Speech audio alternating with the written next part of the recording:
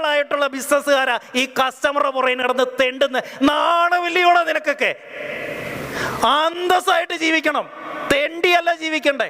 ആ മര്യാദയ്ക്ക് സർവീസ് കൊടുത്തിട്ട് അവന്റെ പുറകെ കിടക്കുക താങ്ങിക്കൊണ്ട് കാശ് തരാനെന്നും പറഞ്ഞ്.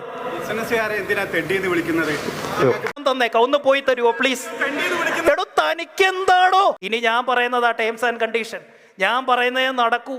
എന്താ എല്ലാവരും കൂടെ ഓടി അങ്ങോട്ട് വന്നേ?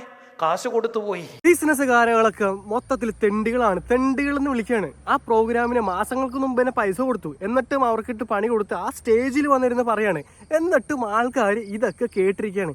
കസ്റ്റമർ ആയിക്കോട്ടെ, സെയിൽസ്മാൻ ആയിക്കോട്ടെ, ബിസിനസ്മാൻ ആയിക്കോട്ടെ, എല്ലാവരും ബേസിക് ഒരു റൂളുണ്ട്.